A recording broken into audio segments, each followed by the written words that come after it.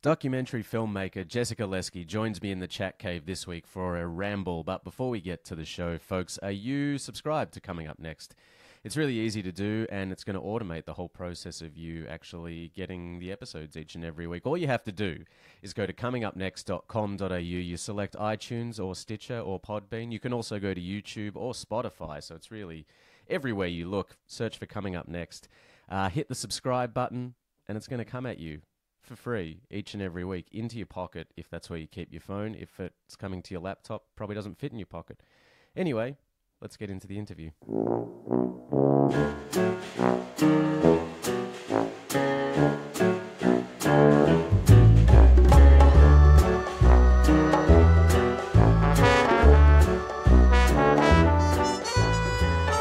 Hey peeps, welcome to another episode of Coming Up Next, the podcast. This is my podcast, and I'm Alistair Marks, and this is Coming Up Next, the podcast. Thank you to my guest from last week, Bob Eisenhart. Bob is a documentary film editor who's been working as an editor for over 40 years. If you're interested in getting an inside scoop on how a verite, an observational documentary, is put together from an editorial point of view, comingupnext.com.au is going to be where you will find that out, because it's got the archives, and last week's episode was that episode. It seems like this podcast is becoming a little bit of the documentary hour in a way. So many of my guests from the more recent times have been people who were working in the documentary space, be it as directors, editors, producers. I guess it's because you kind of gravitate towards where your interests are focused, and my interests and my personal work is mostly focused in the non-fiction space. That's not to say that we're not having some amazing conversations with people who are working in fiction and in those kind of worlds, but yeah, I'm sort of looking at the list of people who I have recently spoken to and some of the guests who are coming up next or soon. And a lot of them are people working in documentaries. I think there's a real appetite, as I've discussed many times, for this kind of media, this kind of material. And so when I was on a trip to Melbourne recently, I was really delighted to speak with a colleague, someone who I've grown up with, someone who has been working, in a sense, in kind of parallel.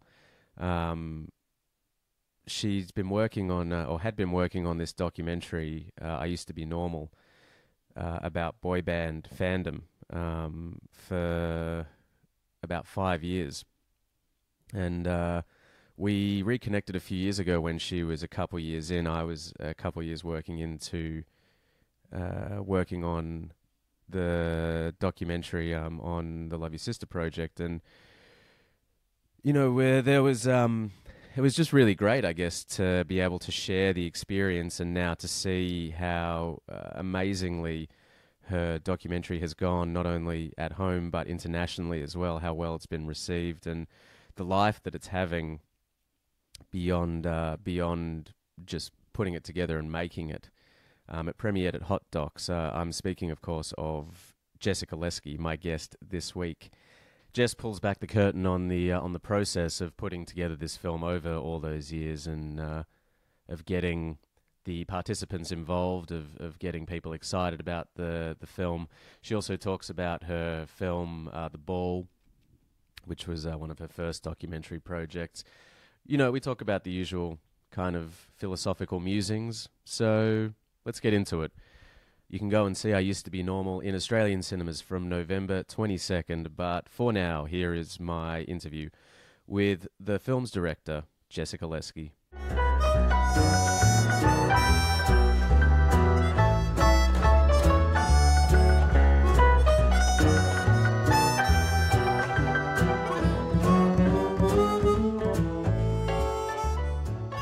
It must be very exciting to have had a screening of your film at MIFF as part of this, I guess the circuit that your film has done, starting in Toronto at Hot Docs and through to Sydney Film Festival and then MIF, to be going to a festival that I imagine you have frequented a lot over the last probably 20 years or 15 years of life and career, to then have your film not only playing but featured as a with a spotlight on it, and to be doing a Q&A must be quite gratifying, and I could imagine surreal as well.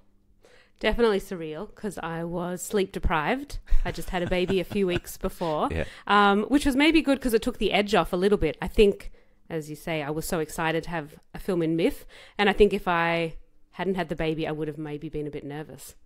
But now I was just like stand upright and get through it. So it made it like less daunting, maybe. And so Sydney was our Australian premiere, but I was too pregnant to get on the plane. So Melbourne was effectively my Australian premiere and my hometown premiere. So it was very special. Yeah.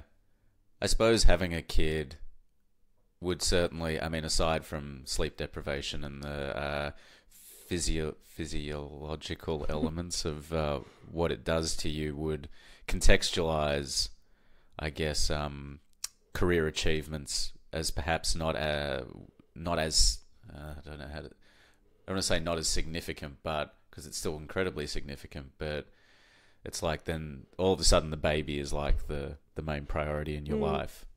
But this film, I do think, like I said to you, that having the baby is so hard and so exhausting, but making the film was so much more challenging. Yeah. You know, because it was 5 years of challenges along the way, lots of joys, but challenges.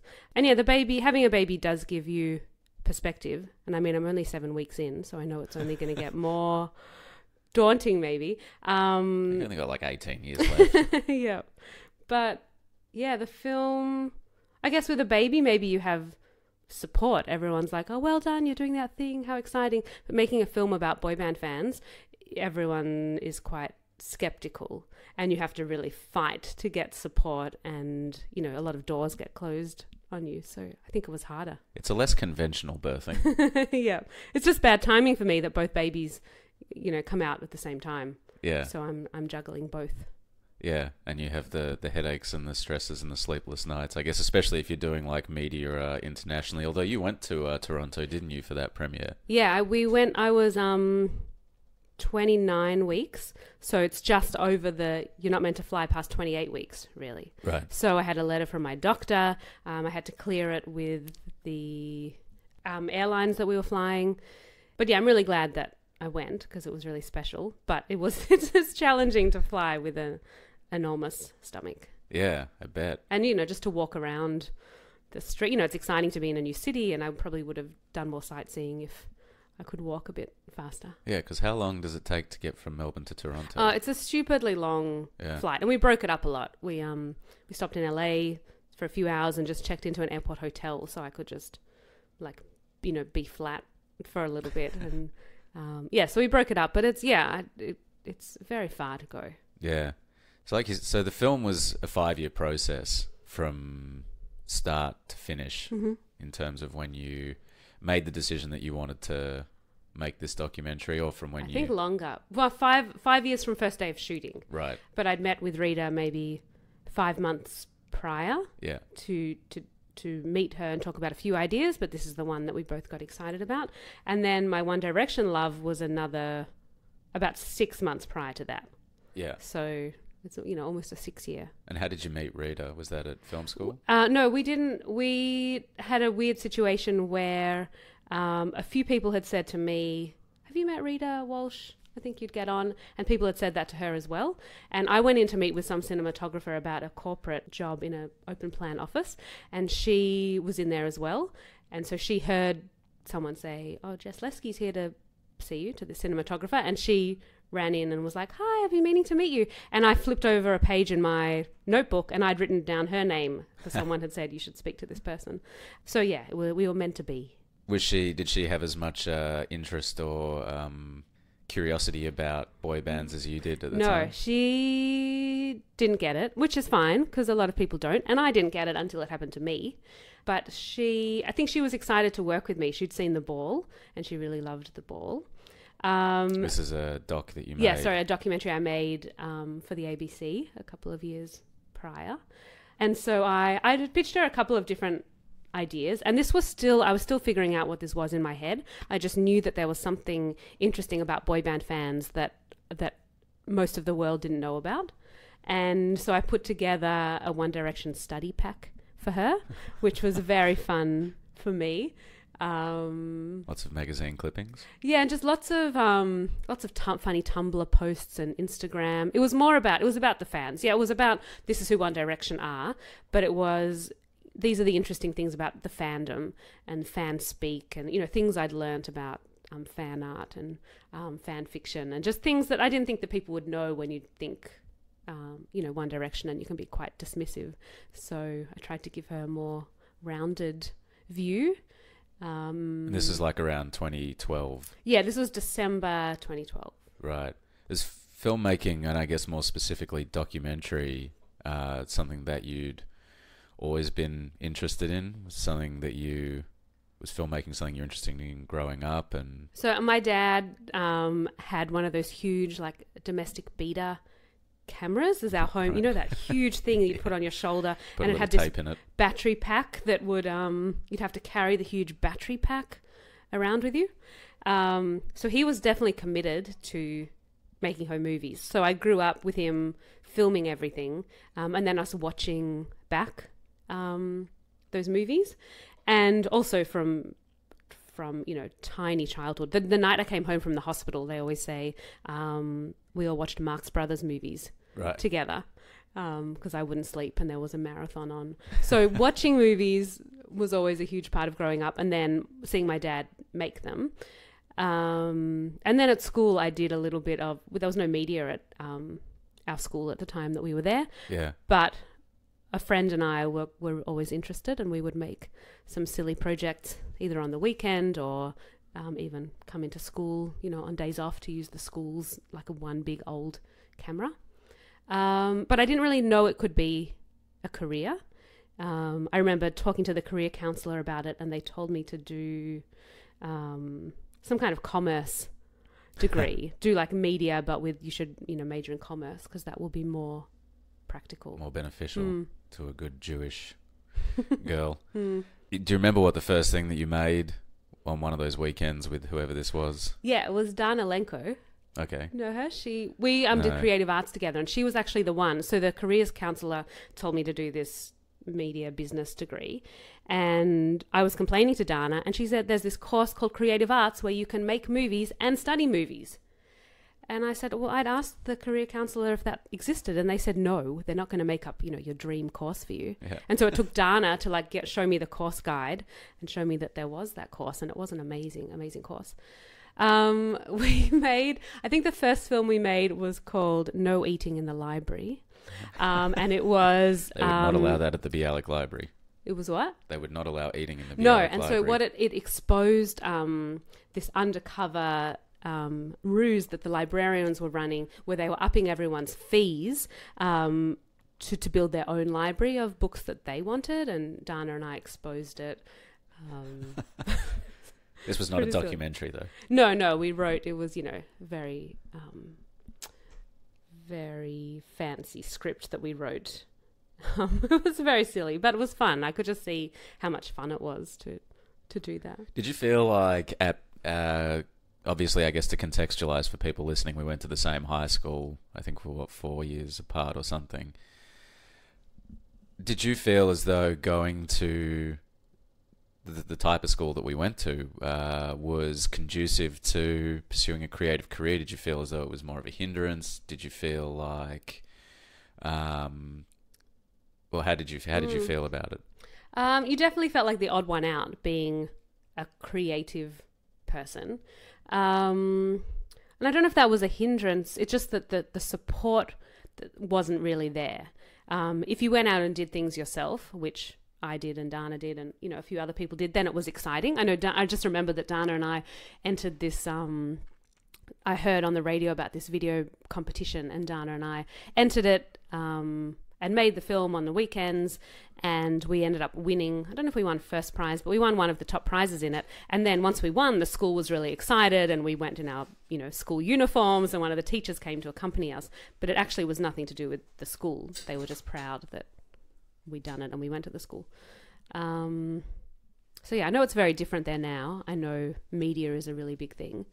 But I was really involved in theatre and did all the art subjects, so I still had expression. Yeah. I just didn't have it through filmmaking. And much. were your parents trying to maneuver you towards something more academically driven, or were they happy with? They've been pretty supportive, really. I think they wish I did have a few more business skills, but really, no, they're very big champions and very patient. They know it's a long journey and it's confusing to them sometimes, but they're very supportive.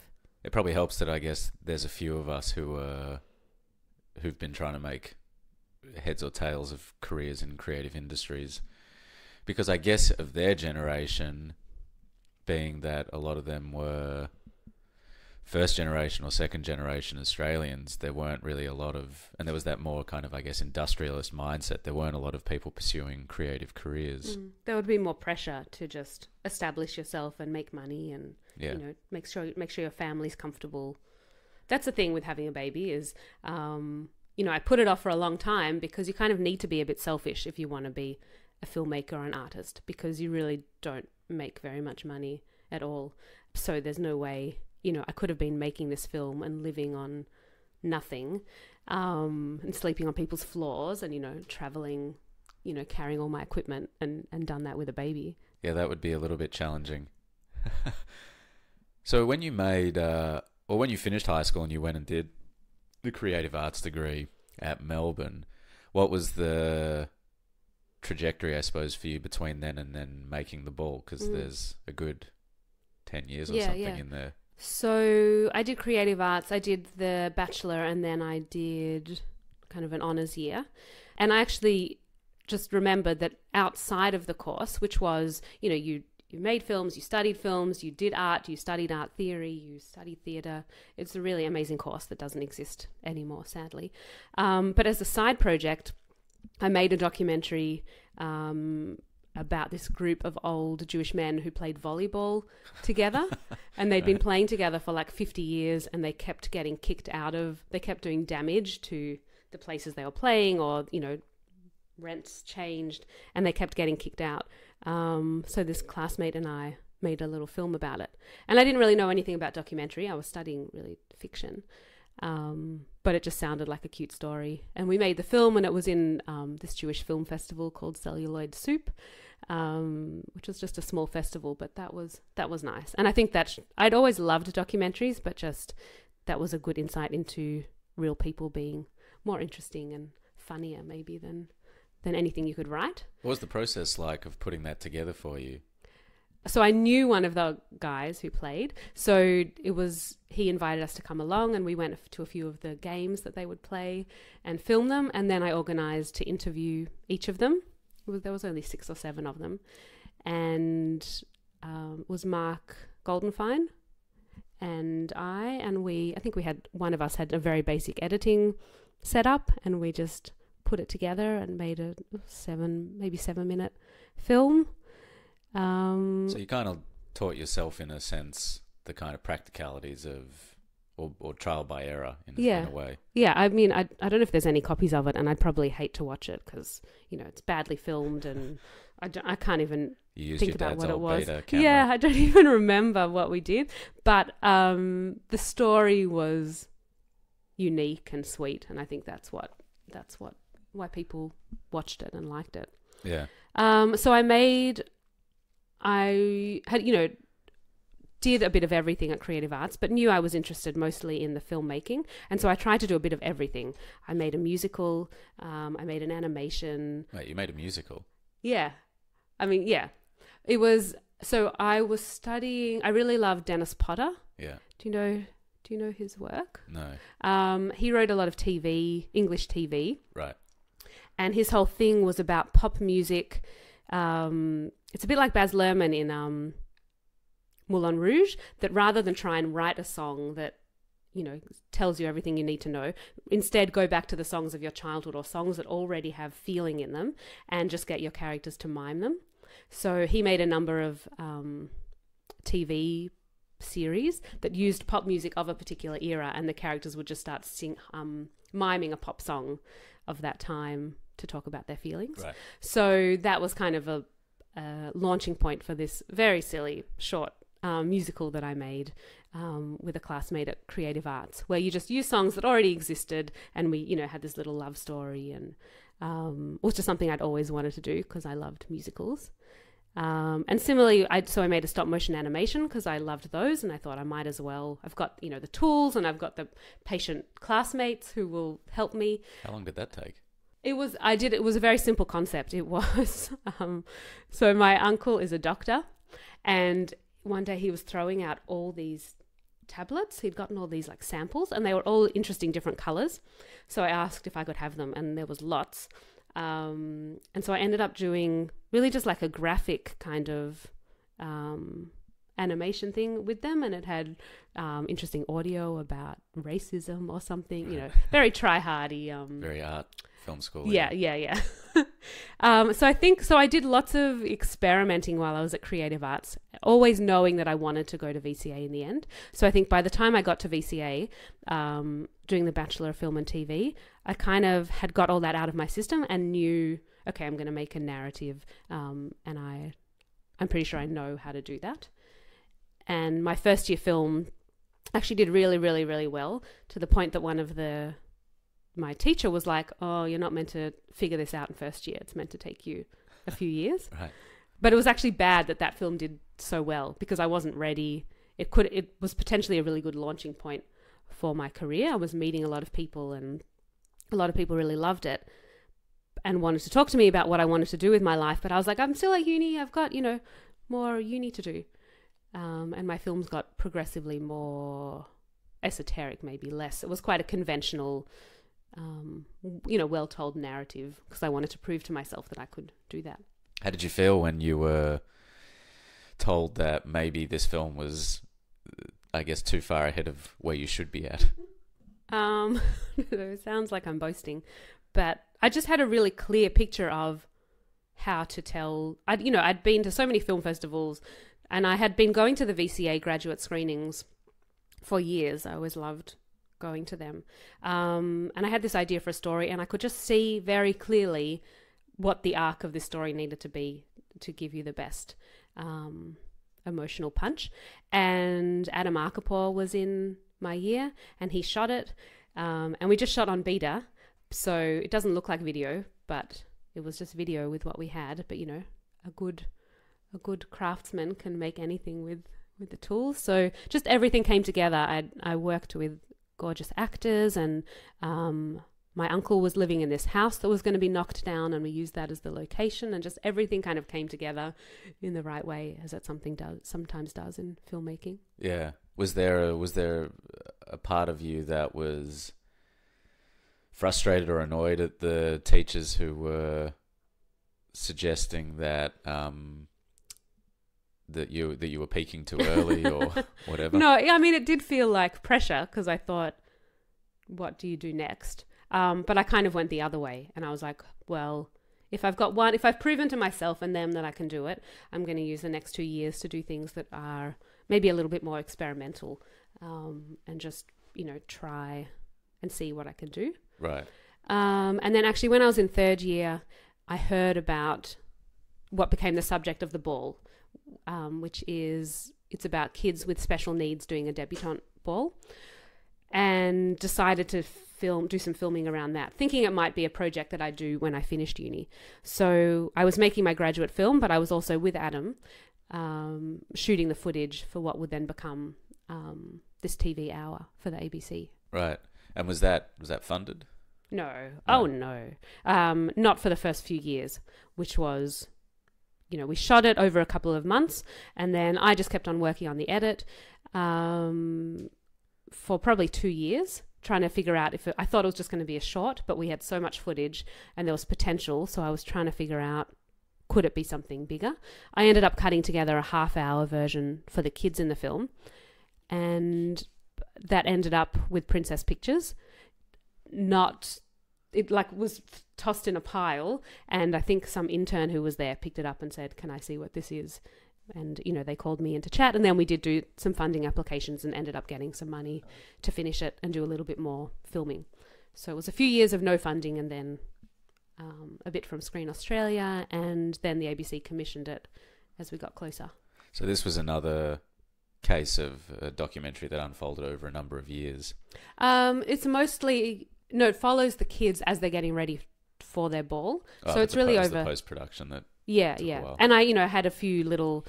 we could go back and film a few little pick-up things with them. But most of the filming was done kind of over a 3-month period. But there was a lot. We did a lot of 2 cameras because we filmed at a lot of these dance rehearsals. Adam and I would both take a camera and just film everything that was going on. And then in the lead up to the actual ball, on the night of the ball, I'd organised, I think, 5 friends, and each gave them kind of different jobs around the function, and I paid them with bagels. And yeah, we ended up getting some really amazing footage just by calling on favours from friends. Right. So you said when you went to VCA, you were pretty sure that you wanted to do fiction, and yet the 2 kind of most significant projects you've worked on since then have both been documentaries. Was there a point where you made a deliberate or conscious choice to be pursuing documentaries, or was it just something that kind of has happened? Yeah, I think I always loved documentaries, and I loved real people's stories. And maybe it's the more conventional path seemed to be to do fiction. The first job that I got coming out of film school, first paid job, was making a kind of corporate documentary about this boot company in Collingwood that was closing down after 100 years. It had been in the same family. The family had been like gold rush boot makers or something, and still hand making. All these men in their 70s and women were still hand making the boots. And you couldn't have designed a more beautiful location or collected more interesting people, and they were just there, given to me, waiting to tell their stories. And I got paid to do it. So that was really exciting, and I think that led me started my kind of paid job career, which was doing corporate documentaries. It's more of what I've done, and some corporate short films. But I think that gave me confidence in that way of working with real people. I realized that I really enjoy listening to people talk about the things that they love. And I liked the challenge of turning up somewhere and, it's not a set. I haven't brought in everything. It's, here's this location. How can you make it work? What are the magical things that you can find in there? It's a different kind of challenge to if you write a fiction and you're trying to source that like one perfect prop that you need, or the actor who's got this exact face that you've imagined. I think I kind of like documentary that you don't know what you're going to get till you turn up. And so when you had the ball in the can, and it was on ABC, you were nominated for an actor award, did it feel like, in a sense, that had legitimized your choices, I guess, in the eyes of your family or people who may have questioned why you were going down this path? Oh, I don't know if anyone questioned it. Maybe except for my dad, because he loved my short films, and he kept saying, "Why aren't you writing why aren't you writing a fiction feature?" But he also loved the doco work I was doing. So while I was making the ball, I was making corporate documentaries. I made a couple of kind of similar ones that were about kind of family business stories that wanted to share the full history of their business, and so I really liked that process because it meant I had some money to pay my crew when I was making the actual doco stuff. So the actor was amazing, and having the ball on the ABC was mind-blowing. But I think having those other little bits of work that kept happening that are kind of documentaries, because you're working with real people, just clarified for me that was how I liked working. Yeah. And so when you met Rita, although it sounds like there was a little bit of a preamble, I guess, to coming up with I Used to Be Normal, in the sense that you were a boy band fan, or you arrived at this place of boy band fandom a little bit later than most other people do. So what was the genesis of your boy band fandom? So at high school, I was too busy making, No Eating in the Library and thinking I was an artiste. So I wasn't into boy bands because I thought they were for the masses. And I remember being very dismissive of Backstreet Boys and NSYNC, and not only the music, and I thought the guys in the band were quite ugly, but the people who liked them, I thought that was, you couldn't have had much taste if you liked that music. I was, listening to classical music and, lots of jazz music and Harry Connick Jr. I was a fangirl for Harry Connick Jr., which, I probably justified because it was, it was jazz kind or of, whatever. yeah, jazzy, funky. Yeah. Anyway, so yeah, the boy band, I did not think about boy bands at all until... even to the point that, I was working in an office in 2012, like an open plan, just shared studio. And One Direction were here in 2012 for the Logies. In Melbourne? Yeah, in Melbourne. And a guy in my office was going to film them on the red carpet. And I remember thinking, oh, that's a cool job. Oh, cool, have fun. But within 2 weeks, if he would have, and when my love for One Direction appeared, if he would have said that to me, I would have begged to, go along and be on the red carpet with him. But it really was this instantaneous. I heard one of their songs on the radio. It was One Thing. And I remember listening to that song and thinking, this is so repetitive. They've they've sung the chorus 15 times. Yeah. It's such a simple song. They think their audiences are idiots. But I got out of the car and I was singing. The song was stuck in my head. Right. And so I went up to my studio desk and I was I need to watch that video clip because that song is stuck in my head. And the video clip is adorable. It's a very kind of Hard Day's Night kind of. They're in London, they're running around, they're in 3-piece suits, they're very well dressed, and fans are chasing them and they're riding a double-decker bus, and it just felt very refreshing to me in terms of music videos. There were no girls in bikinis. No one was wearing gold chains. It just felt very innocent, and the song was just poppy and simple. And it just made me want to know more about them, and thus began a spiral into One Direction on the internet, and then buying the album and listening to the songs on repeat. And the love affair was born. At what point did you decide I need to make a documentary about this so that I can show that I'm not weird? Yeah, so I think I read a quote that said, you should take what you procrastinate with and turn it into your job. And I had amassed a lot of knowledge about One Direction, but also, as I mentioned earlier, this kind of fan speak. I was in on all these conspiracy theories and knew all these terms that you use to talk about the boys or about other fans. And one, I had no one to talk to about that stuff with. And two, it made me think this, because I'd been a fan of things before, but never when the internet had been so big. So it made me wonder, was being a fan of this thing very particular to this time and place and where technology was, or had being a fan of the Beatles felt this way? Had I dismissed Backstreet Boys fans unfairly? Were they feeling the same thing? Did they connect in the same way? So I started to get curious about this world that I was discovering, and also feeling I judged it too quickly, and that most people in the world would judge it. The assumption, all you see of boy band fans normally is the screaming and the crying.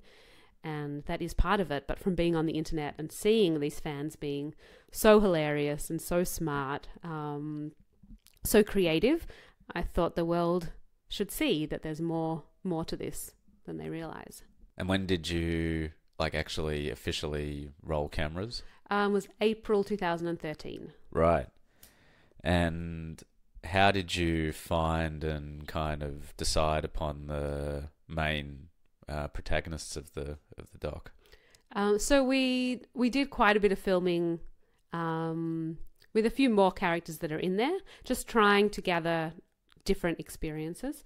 And those 4 emerged as kind of the strongest. They were amazing on camera, very open, and there was a depth to their stories that they were willing to share, I guess.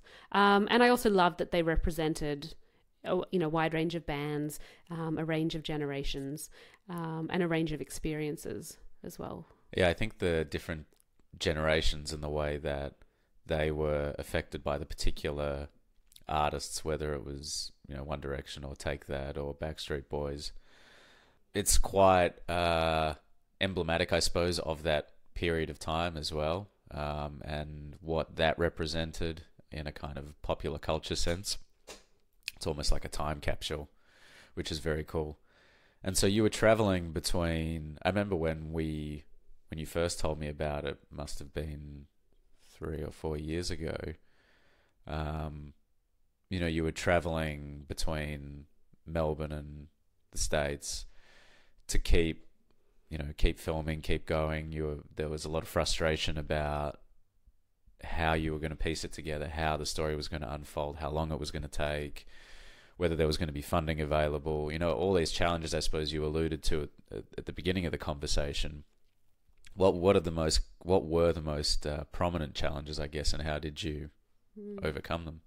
I guess the thing, making the ball, which on its first night had 350,000 people watched it, nominated for an actor. I worked with this amazing production company, and everyone was saying, "Oh, it's going to open doors for you. It's going to be the beginning." And then there were a couple of other projects along the way, that smaller things that I tried to get up that didn't happen. But when I started this project and just felt so strongly that this was going to be something good, but that there's kind of no support, how hard you have to fight to constantly prove yourself. It doesn't matter if you've done something before that did well, or that you managed to do with a small budget, or whatever you've achieved, you still have to prove yourself again. And I think convincing people that a film about boy band fans is worthwhile, is going to be moving and significant and surprising, it was kind of exhausting, because Rita and I knew it and we could see it, and the amount of time we were spending convincing not only funding bodies, but we decided to go to a lot of private donors. So the amount of time you're spending writing applications, writing emails, trying to find people to support you when you just want to be making the film is very frustrating. And I know every creative person would be feeling this, because you believe in your vision, and you want other people to believe in it too. So that was really frustrating. And yeah, I made it more challenging for myself by putting some of the subjects overseas. So it meant that I couldn't just go around the corner and film. There's only one who's in Melbourne. The others are interstate or in America. So, as much as I had quite a bit of my own gear, and I was sleeping on friends' couches, but still, I just didn't have the money for airfares or, to hire a car, or the times that I needed to pay crew. So just trying to find little bits of money to make those practical things happen. And you're not even paying yourself a wage. It's just to get those practical things that you need to tell the story. How are you supporting yourself in that time? You're still making corporate docs? I was over that. I think I was making some corporates, and I started teaching just to pay my rent and remind myself about. So I was teaching fiction, writing short film fiction. So that was good, just to remind myself about what I knew and didn't know. What was that experience like? Good.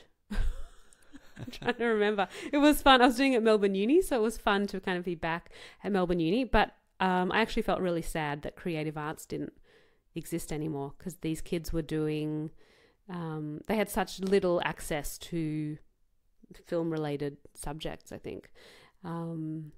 So you could see some of them were kind of going beyond the class and would make stuff themselves or, join filmmaking groups or something. But I felt bad that I kept talking about how amazing this course was that I'd done at the uni 15 years prior. That and they could not they do. couldn't do. So, Yeah. Yeah, no, it was fun. It's short film. It's really hard to write a good short film. Yeah, absolutely. And, people often learn the most when they're put in a position where they have to teach. So I could imagine that probably helped. What's cool is they study in the curriculum is my VCA short film. So they study that. So that was really good because that was the 1 week I didn't have to prepare anything because I could just tell them about the process of making that. Yeah, right. So how, I guess, significant was it for you that you had your own gear and that you had this experience so that you could, if you needed to, go and shoot stuff yourself or record stuff yourself? You didn't have to rely on other people. Well, yeah, and so the only reason I had my own gear was I'd been able to buy it from corporate jobs. So I didn't have money to buy gear. I just as soon as I would have some money from a corporate, I would buy equipment. And yeah, that was amazing, just being able to know. I mean, I'm not a cinematographer, but I can shoot, and I did actually shoot quite a bit of I used to be normal, because there's just a lot of situations that it's easier if it's just you, if you can just jump in a car and do it yourself, or a plane. Yeah, or a plane. And I also had developed quite, I guess, intimate relationships with the girls and women in the film. And there were a few times where it just felt better for it to just be me, and just be able to set up what I needed and not have a sound recordist or a camera person, and just do it myself. Yeah. At what point did the arc of the story really present itself to you? It's so hard when distance, you're like, well, of course that's the way that you tell the story. There could have been no other way. But when you're in it, it feels very confusing. And it's a giant jigsaw puzzle with no map. Yeah, it feels like such a mess, because each character is having important experiences and figuring out how to fit those together, that each one has its own time, and that you get to know each character in a way that makes you care about them, was really challenging. There was a point where I thought I'd kind of hold off on the Beatles Woman story until further along in the story, that because you would judge these young fans and not be able to relate to them, and then you meet the Beatles Woman and you're like, oh, I see, it's exactly the same as the Beatles, and the Beatles were are legitimate, so we did play with that, but then realized it's nice to have them, kind of getting to know them all at the same time. But then even, how do you meet them? Do you meet them at their most crazy? Do you meet them at their most vulnerable? Do you meet them at their most insightful? And you kind of want to try all those things just to see which one resonates the most. Yeah. And so were you testing that with audiences or just... So I was editing the film for a while, and I put together each of the 4 women's stories. I found the arc in each of the 4 women, and then we brought on an editor, and she and I think we spent about 6 weeks together trying the different ways. We had the standard pinboard with all the cards, and we just played with all different ways to put those stories together. And we did a couple of test screenings along the way just to see who you cared about and when you cared about them in the story. So did you... I guess what was the post-process like once you'd brought the editor on? Can I just say it was so exciting to have a team. Yeah, right. After being for 4 or 5 years, it was just Rita and I. Yeah. And we love each other, but you can go a bit crazy. And yeah, it feels very isolating. A lot of the time it was just me. Rita would come and work with me 1 or 2 days a week, but a lot of the time it was just me at my desk at home and her at her desk at home doing our respective jobs.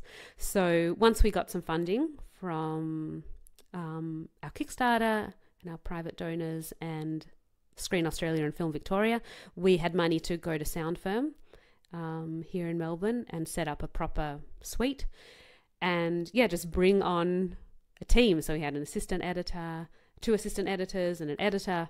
I was having animations done for the film and a composer and just all these people who... one of the most beautiful moments for me was when I think it was one of the assistant editors called the film Our Film. Right. And my heart just like soared because I was like, I'm sick of it being my film. I want to share it with other people, and that they were feeling ownership over it was so special. But so I was really glad we were at Sound Firm because it was quite a messy... I'd shot it on so many different formats. I had 2 of my own cameras. Then sometimes different cinematographers we'd work with because you're paying them nothing or next to nothing. You know, you just use whatever they have. So there would have been like, I don't know, maybe 6 different formats of camera footage that we had to get into the system. And I'd edited it on Final Cut Pro, and the editor we brought in wanted to use Avid. So then it was about changing the project over and reconnecting everything. So there were a lot of technical issues that were, you know, way beyond me, and being in an actual post house made that so much easier. Yeah. While you were in that, I guess the 4 years prior to that process beginning, how did you reconcile those times where you felt like, is this ever going to go anywhere? Yeah, no, there's huge moments of self-doubt.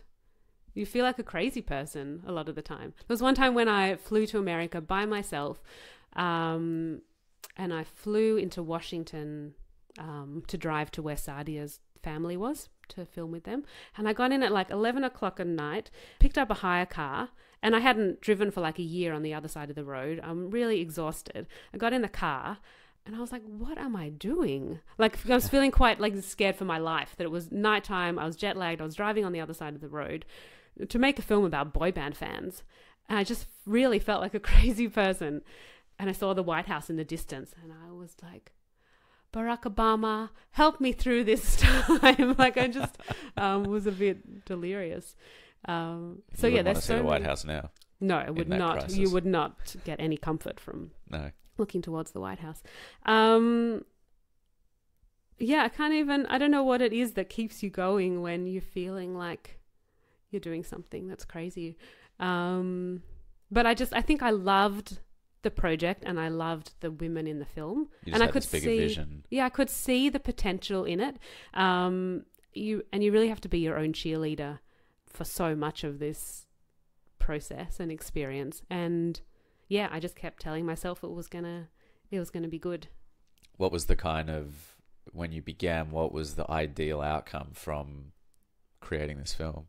Well, I wanted to surprise people. I wanted people to think that they knew what the film was going to be and what these girls were like, and to really surprise them and make them feel feelings that they weren't expecting to have. I wanted to make them laugh and cry is usually my goals. Well, definitely the responses that I've seen on social media and things to the screenings at Hot Docs and Sydney and Melbourne, you've achieved that quite profoundly. What was the feeling for you when you finally... I keep asking about feelings, but I guess it's a film about feelings. It's a film about feelings. For you, when you locked off image, sound mix was done, you had your animation complete. Or what was at what point did you decide to include animation in the piece? I think I'd wanted to do that quite early. I wanted there to be lots of kind of textural elements in it. Are you frustrated by the fact that there's a lot of animation in documentaries at the moment? Yeah, no, I think it's a really clever way for documentaries to... I kind of feel like it's better than recreations, which are really hard to pull off.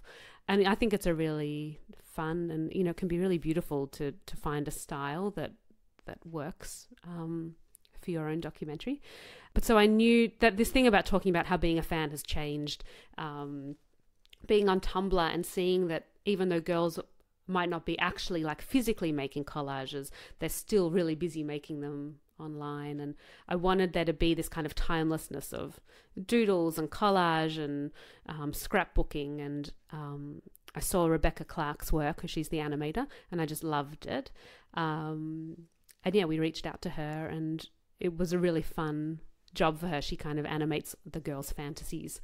So that was a really fun process. It's hard to do it when people are overseas. Yeah. That developing a rapport and a dialogue with someone who's not in the physical same space as you. But she's very talented, and we had an animator here, Leith Matner, who would actually put them together and make them move. And so once everything was in place and it was all picture locked and you were looking at the film as a completed piece for the first time after this 5 or 6 year incubation period, what was that like for you? You do lose perspective because you end up, you've watched it like 200 times. In all different shapes and sizes. Yeah, so you lose perspective. And it was a really challenging year personally for me while we were making the film. My mother-in-law died like the day that we locked picture. Oh, wow. So I remember watching the film a few days later, and I felt nothing. I was like, this film is terrible. I was so numb that it didn't make me feel anything. And Rita and Joe, the editor, I think were a bit worried because they were like, no, we think it's good. Why is Jess not feeling anything? But yeah, with a bit of space from that, and we had a test screening, just a really small test screening, and hearing an audience laugh and sniffle, in sad moments, is real. That's what you want, to just know that it's not, the jokes you've put in aren't just jokes for you, and the things that you think are emotional aren't just doing that for you. They're moving people who have no connection to the people on screen. So yeah, seeing that it affected people beyond the ones who know it really well was really a good sign for us. That's the best sign, I suppose. And then was there a very strategic kind of mapping of the festivals that you wanted to submit it to and that you wanted to get it into? Yeah, we did feel like a North American premiere would be good, just because there's so many boy band fans over there. It's a very Western centric story, even though there's boy bands all over the world, and maybe one day we'll get to tell the story of all the other boy bands. But yeah, we just felt that we had a few festivals on our list, and Hot Docs, it was an exciting one to aim for. And at what point did Mad Men come on board? Mad Men were amazing. They came on relatively early because Rita and I went to 37 Degrees South, which is the part of the market at MIF. When would that have been? 2016, I think. And yeah, we did a lot of pitching. I think partly that was also for us just to remind ourselves what the film was about, because we spent that whole year trying to make money for the film rather than actually shooting it. So yeah, Mad Men, we had a meeting with them and they asked to see a bit more footage, and I cut together kind of some character reels just to show them some of the footage that we had, and I'd cut together a kind of teaser trailer. And we had a couple of chats with them and meetings with them, and they luckily could see the potential in it, so they came on board. And that, I don't think we would have got our government funding without them. And now you've got a release coming up in November at Nova. Yes. It must be very exciting to have a screening at Nova, as well as a kind of culmination of all of these great festivals that you've been at. Yeah, it is exciting. It will be a different, with MIF, you've got an audience, like a willing audience. They're film lovers, they're documentary lovers. They come and they want to see films. It feels like it's going to be more of a challenge with the Nova to get people in the door. And I think our film is a bit hard to market because people think they know what it's about. And, the same problem we had, I guess, with raising the money is people can be quite dismissive. So it's about how do you convince people that this film is going to give you more than you think. It's not just a fluff piece about, silly girls screaming. And I assume the next documentary is about changing nappies and... No, I think I'd want to separate my work life from my home life. Right. Have you got any ideas brewing about where you want to move to next? Yeah, I do. I've got a few things in development. Trying to have a bit of maternity leave as well. But yeah, I've got a few ideas, and it's exciting to think about, what a next step looks like. I don't think that I can't tell if it is going to get easier. So it's about finding those projects that you really love, and that love is going to be what sustains you. I need, now that I have a baby, I do need to earn some money. It can't be just love that the project runs on, but it needs to be a lot of love, because there's going to be a lot of doors that close in your face. Yeah, but I think we're at a really good time to be making documentaries. Seems like stating the obvious, but with the kind of mini boom, I suppose, in documentary, and the appetite for good documentary films, storytelling series, it's hopefully a lot more doors will start to open. Yeah, I think it used to seem like documentary was so like on the outer. There wouldn't be many at the cinemas. It was not something that people really sought out. And you're right, it does seem now like people are really into them. Yeah. Well, congratulations, Jess. It's been pretty amazing to watch from afar, at least for the last couple of years, as it's all kind of taken shape. And thanks for having a ramble with me on the podcast. I finish all the conversations with the same question, which is, what makes you silly? What makes me silly, I haven't felt it for a while, but I'm hoping it comes back, was, that beginning of falling in love with One Direction, and just feeling like, they call it the One Direction infection. Right. Just feeling like totally not in control of my feelings. Like, something could make me cry or laugh that I actually had no like direct connection to. And yeah, I remember, a bit like the girl in my film who says, what happened to me, I used to be normal. I really had this feeling like, who is this person that is so easily like moved by a song, or, find some inane joke that one of the boys says hilarious. So yeah, I'd have to say boy bands. Right. It's funny, as I was watching it, I mean, I'm a male that has not really any affinity to boy bands personally, but as I was watching the film, and I'm actually wearing a jumper that indicates what I'm going to say right now, but as I was watching the film, it became very apparent to me that it's not really about boy band fandom so much as it is about communal kind of fandom, or like a communal kind of experience, and I could relate very much to it from the point of view of someone who loves professional wrestling, which is by public or popular consent ridiculous, but I'm a 33-year-old man who spends 5 hours a week watching pro wrestling, which I guess is a similarly silly endeavor. Well, and it's a similar thing that it's, my boyfriend loved heavy metal music growing up. And it's a similar thing where people on the outside judge you, think they know who you are based on what you're a fan of, but they actually have no idea what it means to you, what you get out of it.